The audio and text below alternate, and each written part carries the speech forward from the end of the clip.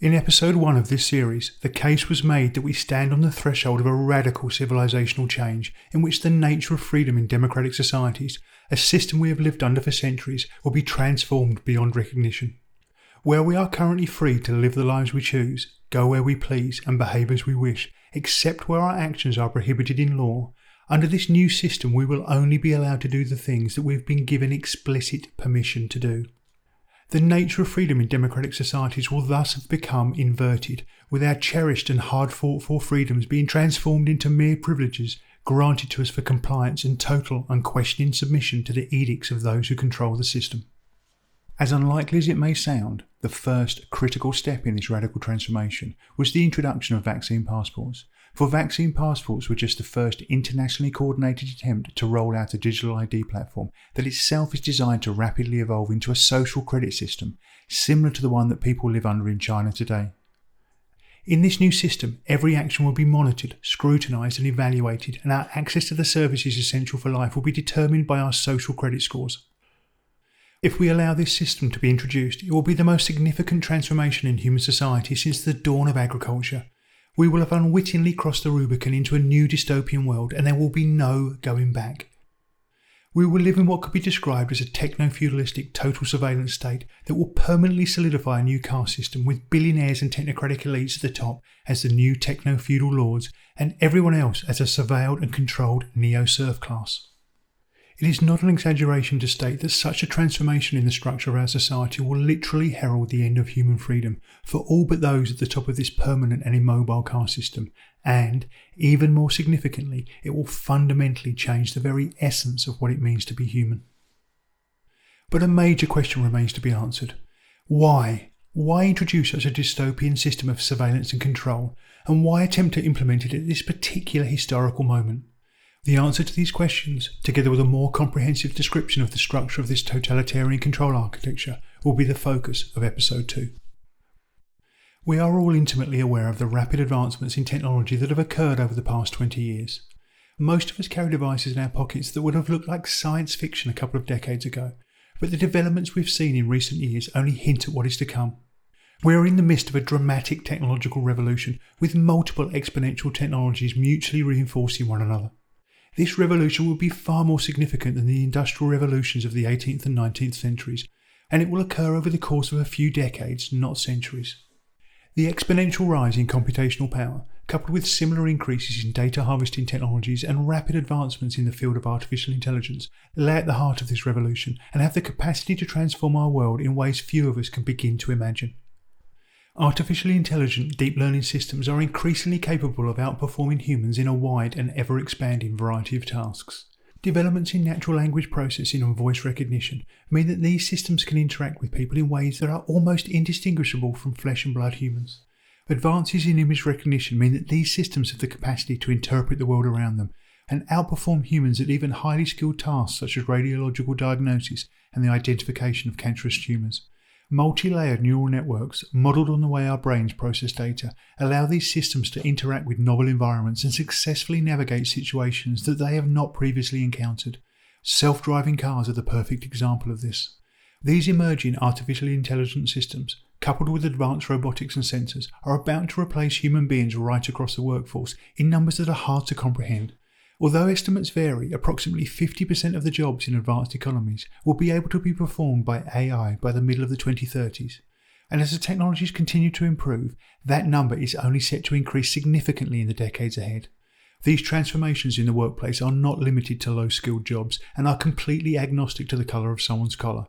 Radiologists, copywriters, legal secretaries, drivers, graphic designers and artists, computer programmers and even doctors and surgeons are in the firing line as these intelligent systems are rolled out across the economy and take on ever more complex and challenging tasks. This technological revolution will not create more jobs than it destroys, as some techno-optimists may argue, and the tsunami of technological unemployment does not lay far off in the future.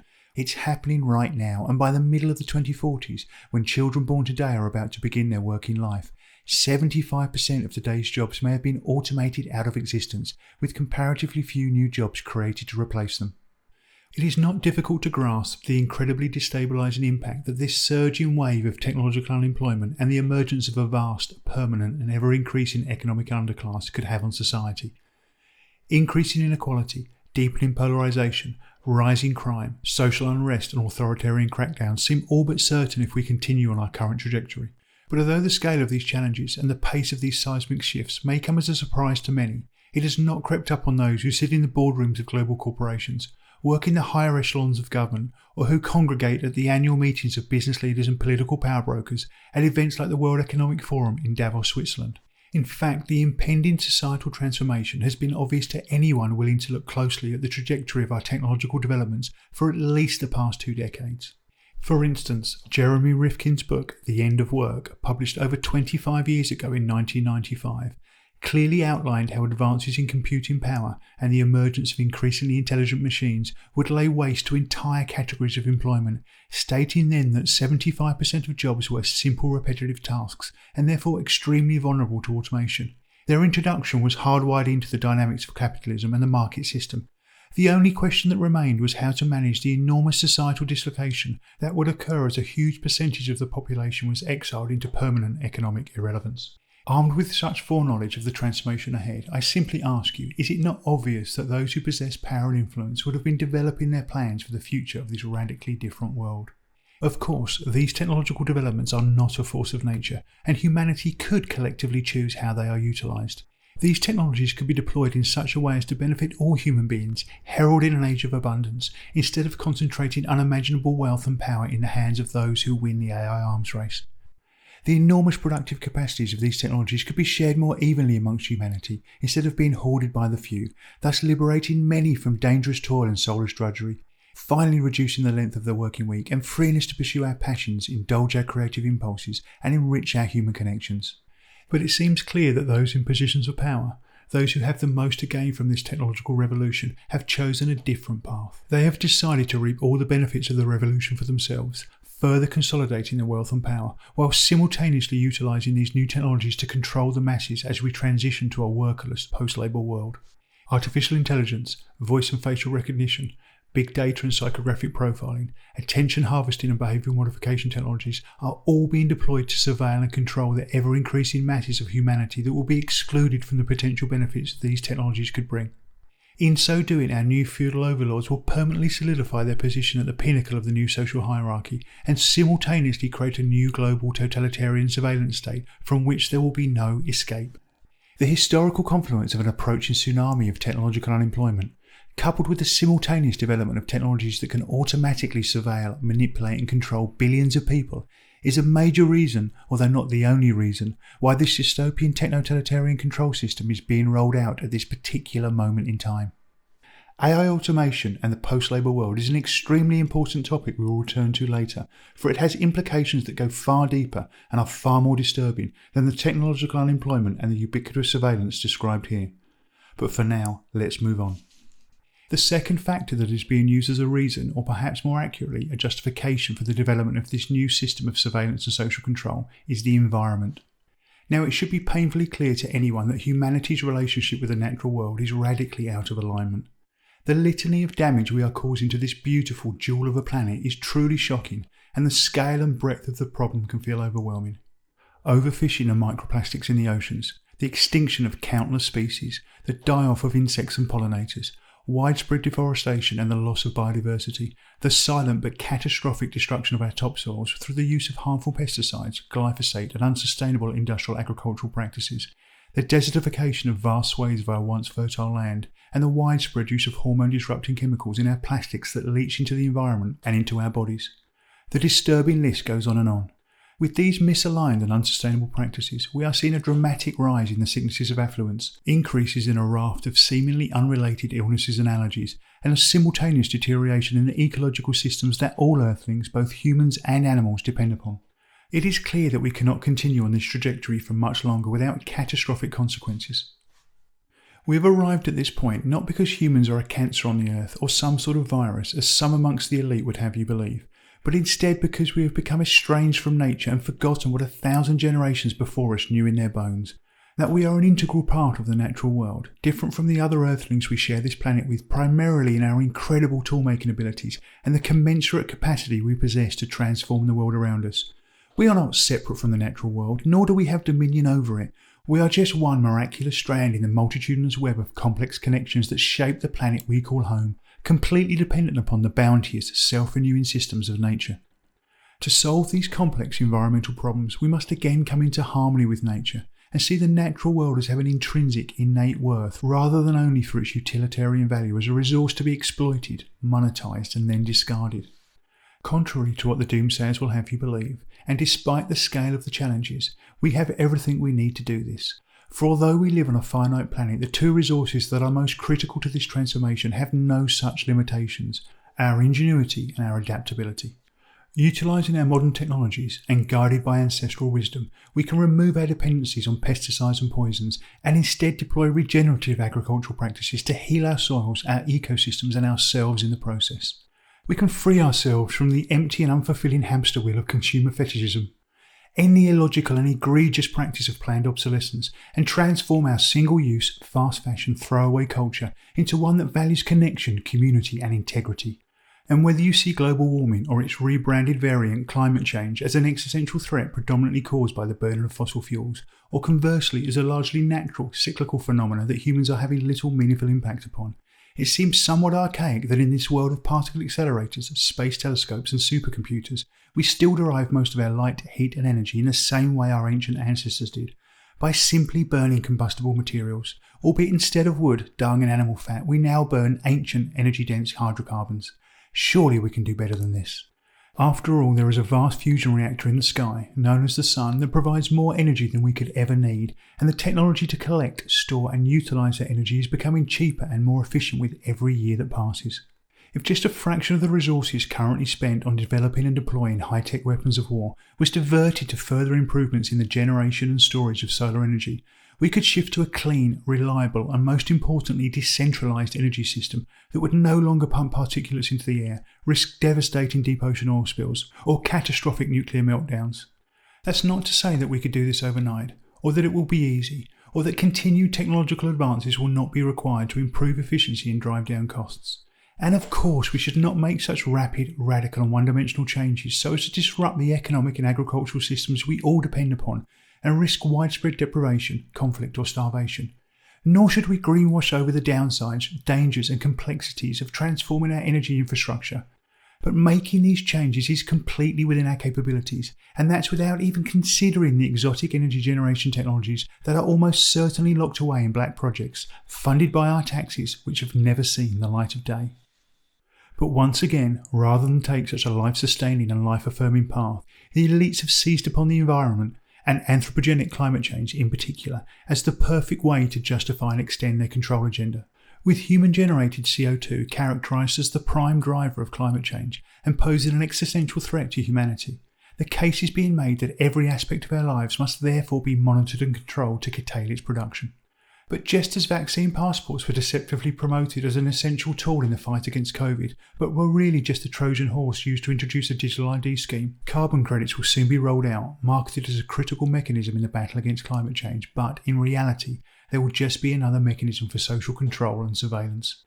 Through this sleight of hand, the environment is being weaponised and turned against us by those who wish to create this new totalitarian system.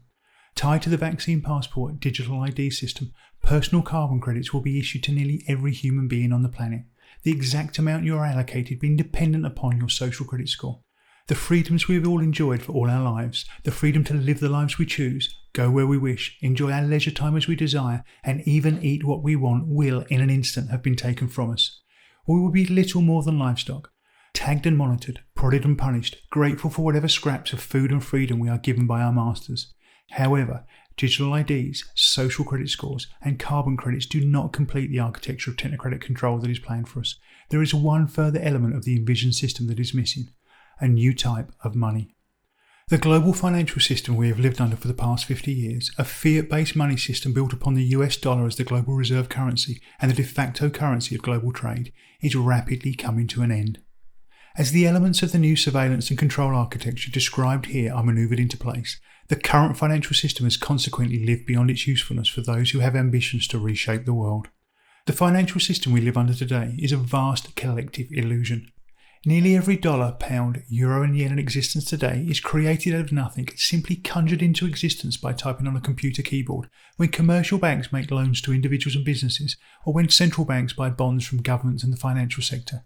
It is nothing more than a giant Ponzi scheme of unimaginable proportions, and, like every Ponzi scheme, sooner or later it has to collapse. This is a mathematical certainty.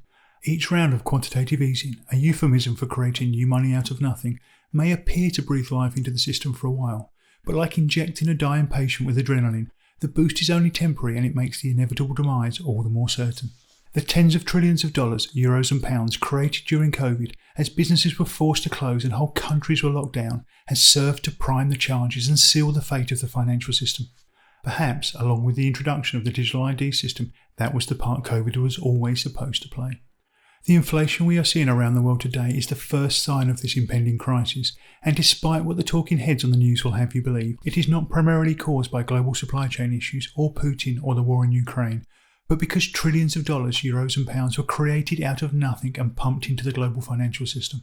It is not cyclical, it is not transitory, it is not a blip. It's systemic, and the economic convulsions we are beginning to witness are going to get a lot worse. At some point in the coming months or years, when the stage is set and the technical infrastructure is ready to go, the global financial system will be consciously and deliberately imploded. Like knocking over the first domino in a world record attempt, a big global player or G7 country will get into trouble. Automated trading systems around the world, like BlackRock's Aladdin, will start liquidating trillions of dollars of assets, and the contagion will be unstoppable. As people rush to pull their money from the banks, their accounts will be frozen. ATMs will be emptied and food shelves will soon follow. In our just-in-time, high-tech, interconnected world, the right push on the right weak link at the right moment will be enough to initiate a collapse, not a recession or a depression, but a cascading systems failure. A controlled demolition, if you will, of the financial system and the global economy that relies upon it. But to what end? Why deliberately bring down the whole house of cards? The goal is the creation of a completely new global financial system based upon new digital-only currencies that will enable complete surveillance and control of the most intimate aspects of our lives and, more importantly, demand our absolute compliance. To achieve that end, the old system must be destroyed, but this is a small price to pay for those who want to create a new world out of the rubble of the old. When the chaos has unfolded for long enough, and fear and despair have overwhelmed all but the most grounded and prepared, the new solution to the manufactured problem will be revealed to the desperate masses. Central bank digital currencies, or CBDCs as they are termed, will be rushed to market at warp speed as a solution to all our woes. A new system, a global reset, salvation from our far-sighted financial overlords who just happen to have a pre-prepared solution to the global financial contagion. To sweeten the deal and ensure swift and widespread uptake, Universal Basic Income, or UBI, a monthly allowance issued to everyone to cover their basic material needs, will be offered to all those who subscribe to the new system. As with the vaccinations before, for the sake of safety and security, many people will take the bait. Despite superficial appearances, this digital money is not a new version of your bank card or Apple Pay. It possesses novel features that make it the perfect tool to permanently solidify the system of control in the hands of our would-be financial masters and technocratic elites. First, the new money is only digital, with cash completely abolished. Therefore, if you want access to the basic necessities of life, you will have no choice but to participate in the system and have your every action recorded. Second, these digital currencies are programmable, meaning that unlike the money we use today, this digital money can be programmed to only be used to purchase certain types of goods and services. This will undoubtedly be linked to your social credit score, so that compliant individuals with sufficiently high social credit scores may be able to purchase certain luxury items, whereas individuals with low social credit scores will be restricted to only spending their digital money on basic necessities. Third, this programmability can extend to the ability to add an expiry date to the money, meaning that once you receive your allocated UBI, it must be spent within a matter of days or weeks. Ostensibly, this design feature is to increase the velocity of money through the economy, keeping the wheels of business turning, but in practice, it will simply prevent people from accumulating any assets and thereby securing some form of limited independence. And finally, if you do not demonstrate the requisite level of compliance and conformity demanded of the new techno-feudal serfs, your access to the financial system and the necessities of life can be withdrawn instantaneously at the touch of a button. With the introduction of digital money, the picture of this new dystopian architecture of totalitarian technocratic control comes into sharp focus. The digital ID is the critical core of the system, linking all other aspects of the surveillance and control architecture into a unified whole. The new digital-only currencies facilitating the monitoring, evaluation and control of everything we consume, and the social credit score assigned to each person used to determine the privileges that they have access to, the amount of resources they are allowed to acquire, and the carbon credits they are allocated. Overlay this system with ubiquitous surveillance of everything, literally everything we do, both on and offline, and it becomes the perfect feedback loop for behavioural modification and operant social conditioning. Of course, these restrictions will not apply to our new feudal overlords, the billionaires and technocratic elites and their mouthpieces in the media and government. They will not be required to have their regular mRNA shots or have restrictions on where they can travel, what they can purchase and the food they can eat. And they will not have to submit completely to the will of the technocratic state in order to get access to their monthly UBI tokens. That's just for the rest of us. That's just for the serfs. At this juncture, it is important to briefly return to the topic of AI automation, for this has other deeply disturbing implications that are critically important to understand. Throughout history, the ruling classes have had a dependency relationship on the greater mass of humanity. The aristocracy and the feudal lords needed the peasantry to work in their fields and fill the ranks of their armies when called upon. And the industrialists that followed them needed the lower classes to fill their factories, man the production lines, and take their places in the mechanised armies of the 20th century. But in the new world that is fast emerging, where robots and artificially intelligent systems are capable of performing ever-increasing swathes of what was once reserved for human beings, the dependency relationship between the elites and the masses will finally be severed. The techno-feudal elites in this new world will simply have no use for the billions of marginalised and technologically excluded flesh and blood humans. Given the utter disdain that the wealthy and powerful have repeatedly shown towards the masses throughout the ages, with hundreds of millions of young men callously sent to their slaughter in pointless wars of conquest and extraction, where the civilian populations of entire cities have been incinerated with firebombs and atomic weapons, and tens of millions starved to death during great leaps forward or murdered en masse by their governments in vicious ideological purges. This changed relationship should give anyone with even a cursory understanding of history cause to be profoundly concerned. For although the development of an automated total surveillance and control architecture, as described here, may be an efficient and cost-effective short-term mechanism to keep a lid on the social turmoil that this technological revolution will bring, it may not turn out to be the elite's ultimate solution to the perceived problem of a rising mass of humanity that has suddenly become surplus to their requirements and a drain on the precious resources that they covet. Once we exchange our individual freedom for the illusion of security, and relinquish sovereignty over our own flesh and blood, who knows what the next step in their anti-human, anti-freedom technocratic agenda will be? I suggest we don't wait to find out. So given the gravity of what I'm suggesting, once again I ask you to pause for a moment and reflect deeply upon the world that is described here. Imagine the experience of living in such a world where every action is monitored and controlled. A world in which where you can travel, the food you can eat, and what you can spend your money on is completely dependent upon your unswerving compliance to the diktats of the technocratic state. A world where you have no inherent rights or freedoms, only temporary privileges that are granted to you based upon your total, unquestioning submission. A world in which you and your children are born into a permanent caste system from which there is no escape, where there is no hope for meritocratic progress or betterment beyond the marginal enticements of a higher social credit score.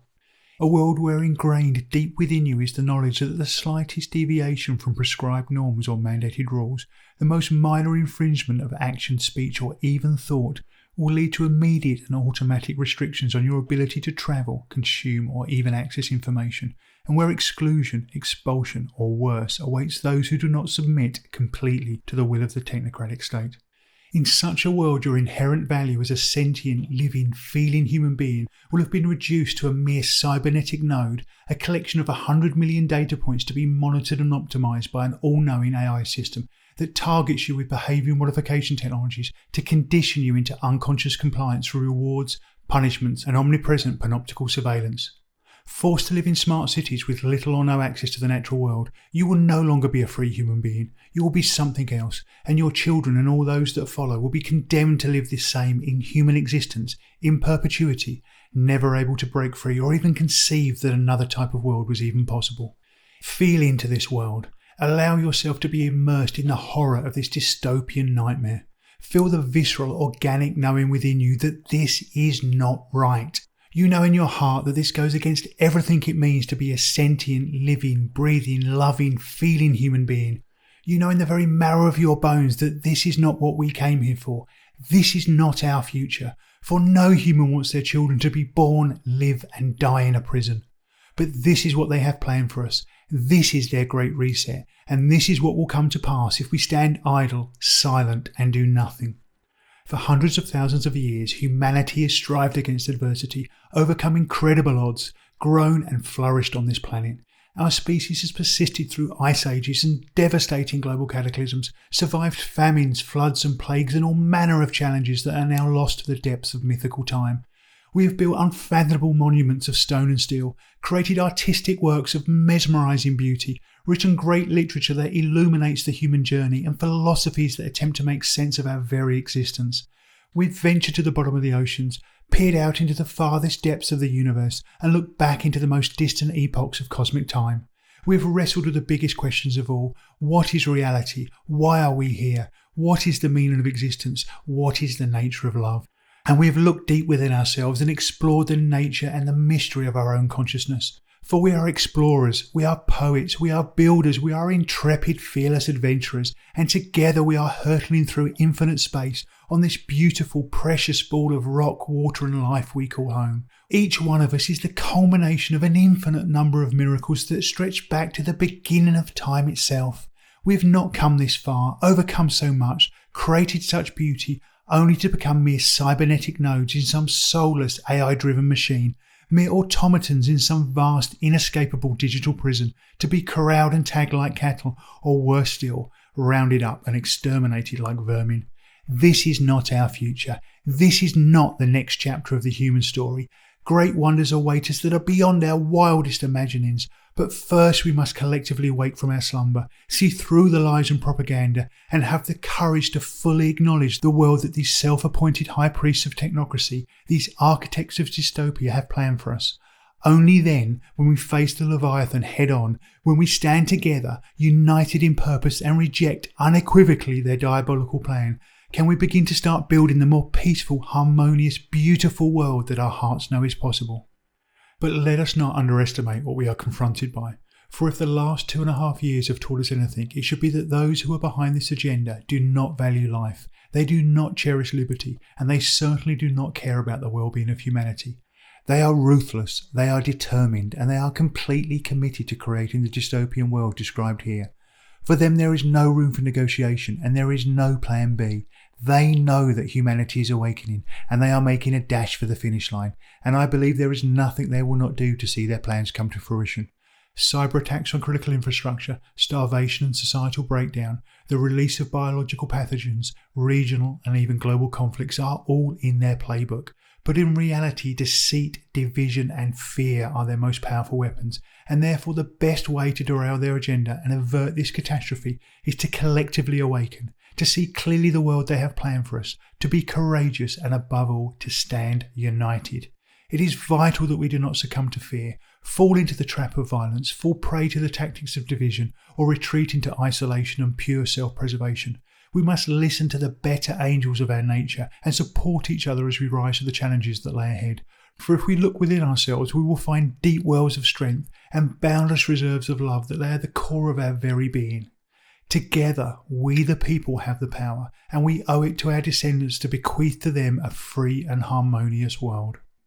Brothers and sisters, this truly is a pivotal moment in human history, for the future trajectory of the human race will be decided in the decade to come. Will our future be a global techno-feudal totalitarian surveillance state, populated by transhuman cybernetic nodes, in which the human spirit will be completely crushed and real freedom will be all but unthinkable? Or will it be the beginning of a new era of peace, prosperity and harmony, a new renaissance in which the human race will wake from its trance, rise to the challenge to become a wise steward of this beautiful planet we call home, and ultimately take our place amongst the stars? It is up to us, every single one of us alive today, to decide what that future will be. Now is the time to choose. If this message resonates with you, if you know deep within your being that something is wrong, I ask you to share this message with your family and friends, for the time to act and the time to awaken is now.